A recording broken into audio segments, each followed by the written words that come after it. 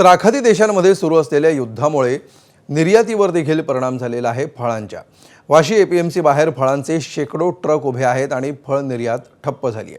परिणामी स्थानिक बाजारामध्ये फळांचे दर घसरलेत। दुसरीकडे घरगुती गॅससाठी सर्वसामान्य 4 ते 5 तास रांगांमध्ये उभे आहेत। राज्यात कुठेही घरगुती गॅसची कमतरता नाही असं प्रशासनाकडून वारंवार सांगितलं जातं, मात्र अमरावती, सातारा, सोलापूर आणि कोल्हापूरमध्ये गॅससाठी रांगा लागल्यात। पुण्यामध्ये सध्या विद्यार्थ्यांच्या जेवणावर परिणाम होतोय। मेसमध्ये मिळणाऱ्या ताटातील चपात्यांची संख्या कमी करण्यात आली आहे आणि भात वाढवून दिला जातोय। यापूर्वी विद्यार्थिनींना 4 चपात्या खायला दिल्या जात होत्या, मात्र आता केवळ एका चपातीवर भागावं लागत असल्याची परिस्थिती आहे।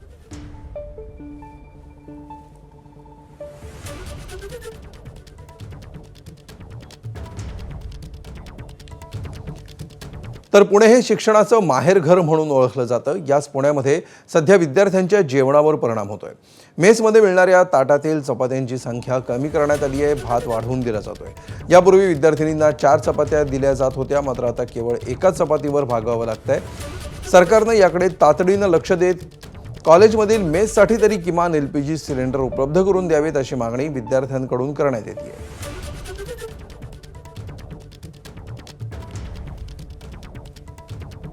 वॉरचा इफेक्ट ॲक्च्युली सगळ्या याच्यावर दिसतोय, तसं मेसेसवर पण दिसतोय।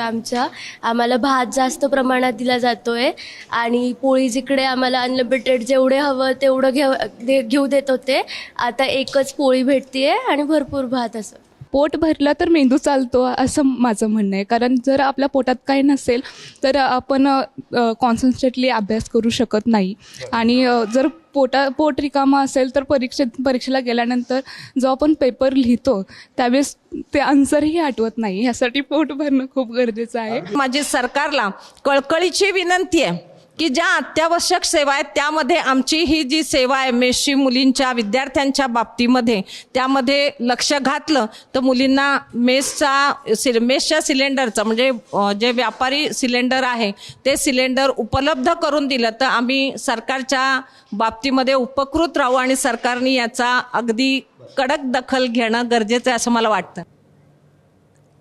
तर आखाती देशातल्या युद्धामुळे सांगलीमध्ये व्यावसायिक गॅस पुरवठा ठप्प झालाय।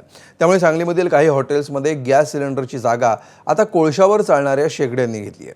कोळशावर चालणारी शेगडी आणून पदार्थ बनवायला सुरुवात झाली आहे। अनेक पदार्थ मिळत नसल्यामुळे नागरिकांची गैरसोय झाली आहे। जिल्ह्यामध्ये गॅसचा काळाबाजार सुरू असल्यामुळे जिल्हा पुरवठा विभागाकडून पथकं नियुक्त करण्यात आली आहे। त्यांच्याकडून गॅस एजन्सीची तपासणी सुरू आहे। इथला आढावा घेतला आमचे प्रतिनिधी कुलदीप माने यांनी। युद्धजन्य परिस्थितीमुळे सांगलीमध्ये गॅस सिलेंडरचा तुटवडा हा आता हळूहळू जाणवू लागलाच आहे। मात्र याचा मोठा फटका आता हॉटेल व्यावसायिकांना थेटपणे बसू लागलाय। कारण आता हॉटेल मध्ये जर आपण पाहिलं किचनमध्ये तर आता सिलेंडरची जागा या ठिकाणी कोळसा शेगडीनं घेतलेली दिसून येते। आज पहिला दिवस आहे ज्या ठिकाणी अनेक हॉटेलमध्ये अशा पद्धतीनं ज्या ठिकाणी पंजाबी पद्धतीचं जेवण म्हणजे आज हॉटेलमध्ये चहा मिळत नाहीये, चायनीज पदार्थ आहेत ते मिळत नाहीयेत, फक्त पंजाबी पद्धतीचं जेवण जे डोसाही बंद आहे काही दिवसापासून। फक्त या गॅस कोळसा शेगडीवरती जे बनवले जातील पदार्थ तेच पदार्थ सध्या हॉटेलमध्ये भेटत आहेत। मालक आहेत आपल्यासोबत हॉटेलमध्ये। गॅस साठाची काय परिस्थिती आहे तुमच्याकडे? गॅस तर साठा सगळा संपलेला आहे आणि पुरवठाही मिळत नाही आहे। त्यामुळं आता आम्ही निम्म्यापेक्षा कमी क्षमतेनं सध्या काम करतोय। डोसा, चहा, चायनीज ज्याला जास्त गॅसचं कन्झम्पशन होतं आहे तसले आयटम जवळजवळ पदार्थ सगळे बंद केलेले आहेत। आणि आता तुम्ही बघताच आहे आता याच्यावर आता याची एफिशियन्सी म्हटलं तर ह्याला गॅसपेक्षा ह्याला चौपट वेळ तिप्पट वेळ लागतो। शिस्तीत काम चालू आहे। पूर्वी गरम थोडं करून देत होतो आम्ही पदार्थ, आता जरा बनवून ठेवण्यातच आणि ग्राहक पण आमची अडचण समजून जरा थंड असलं तरी ॲडजस्ट करून घेत आहेत। जे पदार्थ ठराविकच प्रमाणामध्ये गॅस वापरला जातोय आणि अन्यथा सर्व जे पदार्थ आहेत जे कोळसा शेगडीवरती आता बनवायला सुरुवात झालेली आहे। कॅमेरा पर्सन योगेश सोबत कुलदीप माने, ABP माझा, सांगली। तर अमेरिका इराण युद्धामुळे गॅस टंचाईचा फटका सर्वसामान्यांना बसतोय आणि अल्पदरात जेवण मिळणाऱ्या शिवभोजन थाळी केंद्राला देखील बसलाय।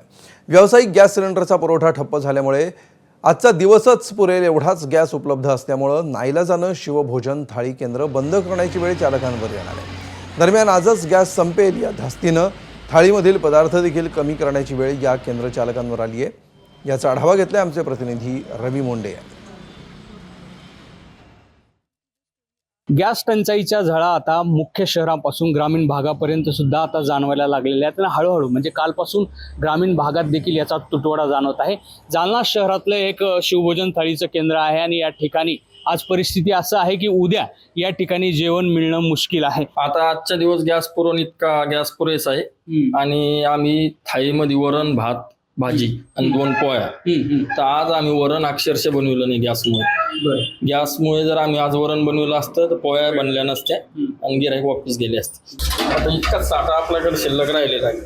हो आणि तिकडे पोळ्या चालू आहे पोळ्याला आता जो गॅस कोपर्यंत पुरतो काय माहित आता किती पोळ्या होत्या काय माहित सांगूच शकत नाही। जर हे असंच जर राहिलं तर नाईलाजाने हे सगळं केंद्र बंद करावे लागेल आणि या आजूबाजूच्या परिसरातून येणारे अत्यंत गरीब आणि गरजू लोक आहेत जे या ठिकाणी येऊन जेवणाचा आस्वाद घेत असतात आणि हॉस्पिटलच्या असेल किंवा इतर दैनंदिन कामासाठी येणारे खेड्यातून येणारे ही सगळी नागरिक आहेत आणि ते अशा प्रकारे 10 रुपयामध्ये जेवण करत असतात आणि ही जर सुविधा बंद होत असेल तर सर्वसामान्य नागरिकांचे देखील हाल होतील आणि ग्रामीण भागातल्या नागरिकांना देखील या गॅस टंचाईचे चटके सहन करावे लागतात। रवी मुंडे, ABP माझा, जालना। तर मालेगाव शहरामध्ये गॅस सिलेंडरचा तुटवडा निर्माण होईल या भीतीमुळे नागरिकांनी सिलेंडर खरेदीसाठी गर्दी केली आहे। गॅस एजन्सी समोर लांबच लांब रांगा लागल्यात आणि सिलेंडर घेण्यासाठी नागरिकांची झुंबड उडाली आहे। तहसीलदारांनी गर्दी होत असलेल्या गॅस एजन्सींना भेट देत वितरणाचे योग्य नियोजन करण्याच्या सूचना दिल्या आहेत। तसंच सर्व नागरिकांना घरगुती गॅस मिळणार असून घाबरून जाऊ नये असं आवाहन प्रशासनाकडून करण्यात आलं आहे।